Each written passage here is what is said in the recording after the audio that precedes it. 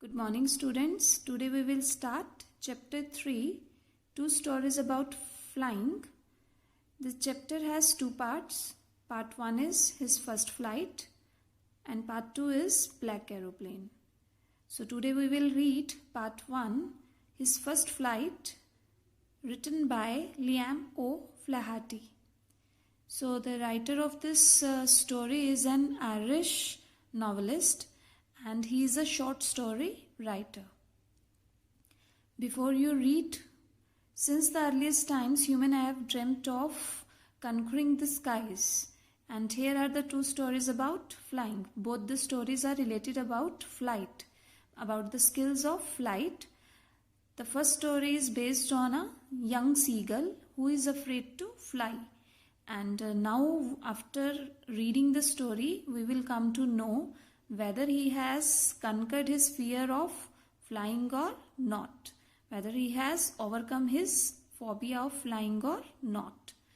So let's start our chapter 1, his first flight. The young seagull was alone on his ledge. There was one young seagull and he was sitting alone on his ledge. Ledge means a cliff, or you can say a part of rock. His two brothers and his sisters had already flown away the day before. He had three siblings, two brothers and one sister, and they had already flown away a day before. He had been afraid to fly with them, but he did not go with them because he had the phobia of flying. He was afraid to fly with them, so he remained on his cliff. Somehow, when he had taken a little run forward to the brink of the ledge, somehow he made it a try. He gave it a try and he had taken a little run. He come closer to the near to the brink of the ledge. Brink means edge. He came towards the ledge and attempted to flap his wings. He became afraid as he approached near the edge of the ledge and tried to make his first attempt of flying, but he got afraid. A phobia, what you can say, overcame his mind and he rushed back. He took his feet back. The great expanse of sea stretched down beneath. As he peeped down, he could see a vast and what you can say an expanse sea scattered all around or stretched down beneath, and it was such a long way down. If he made a dive, if he made a try to an attempt to fly, he had to fly a very long down, miles down, and he felt certain that his wings would never support him. Before he could make his before he could make his first try, he gave up that if he had made the try, he had to fly miles down, and for that his wings would never support him. So he bent his head, he turned his back, ran away back to the little hole under the ledge where he slept last at night. That's why he gave up before the challenge, which seemed too big for him to overcome. He turned his back and went back to the place where he was sleeping last night. Even when each of his brothers, even his little sister, whose wings were far shorter than his own, ran to the brink, flapped their wings and flew away.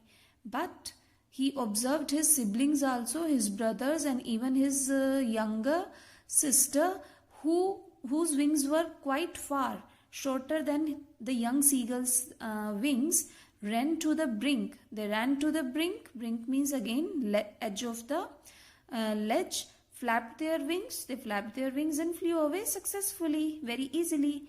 He failed up to muster up courage to make that plunge, which appeared to him so desperate. He was so desperate to make a try, but that the fear of unable to fly made him defeat in his thought process or in his mind, and he could not muster up the courage, means he could not collect or gather his courage to take that plunge. Plunge means jump or the dive, and he was very desperate to make an attempt, but he was unable to do so. His father and mother had come around calling to him shrilly. And as the what is the role of our parents when we are facing any kind of challenge? They come forward, they try to motivate us, sometimes either by upbraiding him, means scolding. We get sometimes scolding. So they too scolded him, threatening him to let him starve. Even they gave him a threatening that they won't provide him any food on his ledge unless he flew away. That they will not, or they would not provide him the food unless he would come to the ledge or come out of the ledge and made his attemptation to fly. But for the life of him, he could not move. But the baby bird was too scared that despite his best efforts, he could not make his successful attempt of flying. So that phobia was too strong and too powerful in his mind that could not make him his first attempt to fly. That was 24 hours ago. Since then, nobody had came near to him. It was 24 hours back. Nobody, neither the parents nor the siblings, came near to him.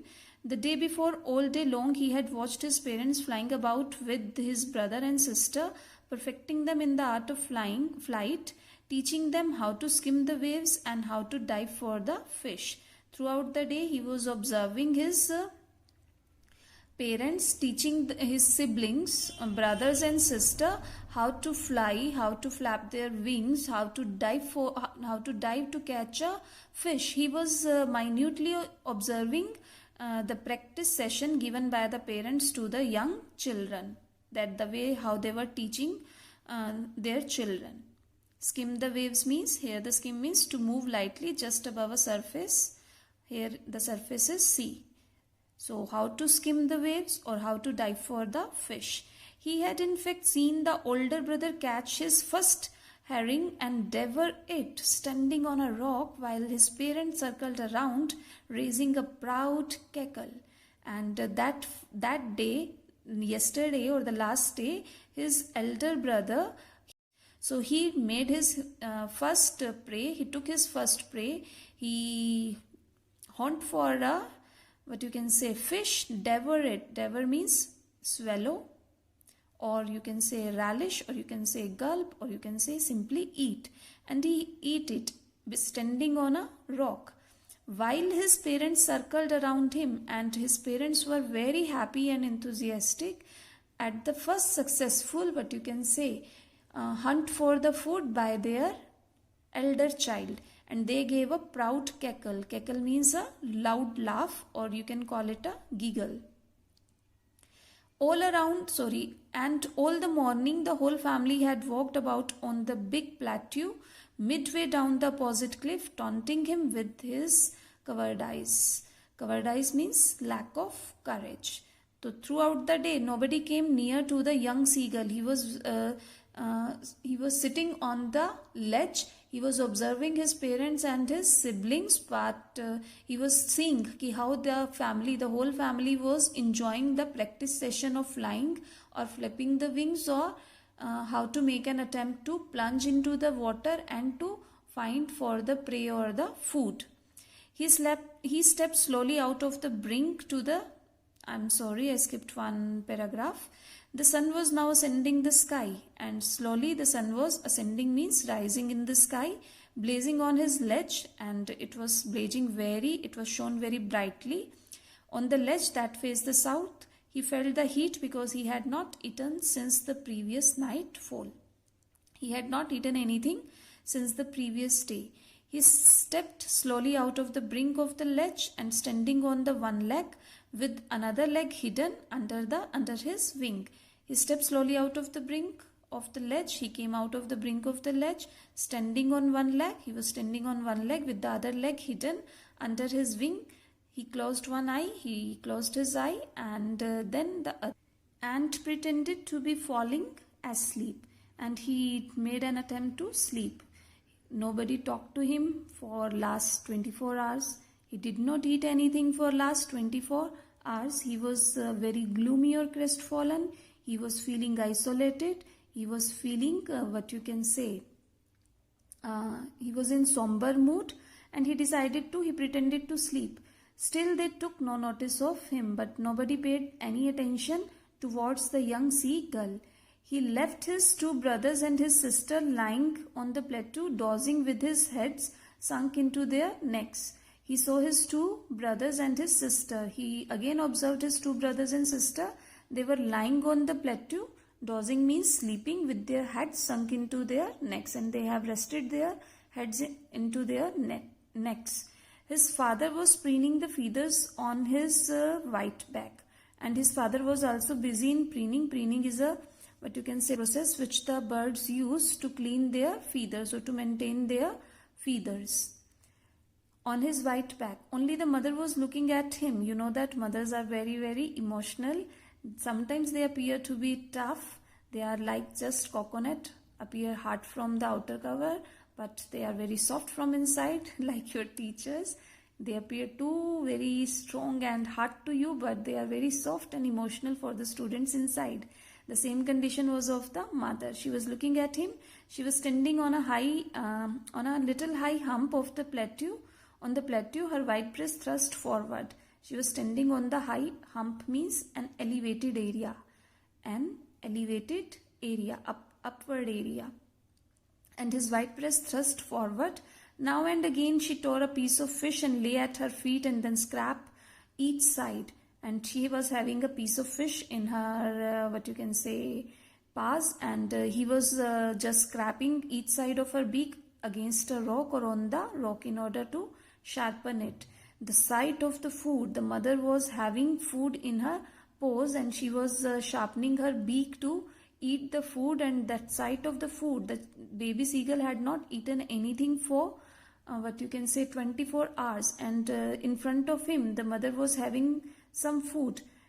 How he loved to tear food the way, scraping his beak now and again to wet it.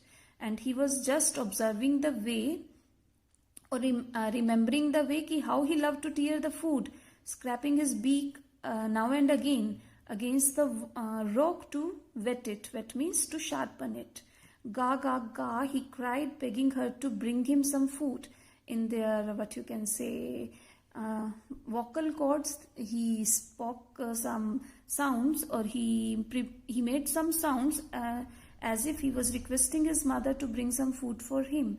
Go, clash! She screamed back derisively. Derisively means in a manner showing someone that she is stupid. But the mother did not pay much attention towards the child.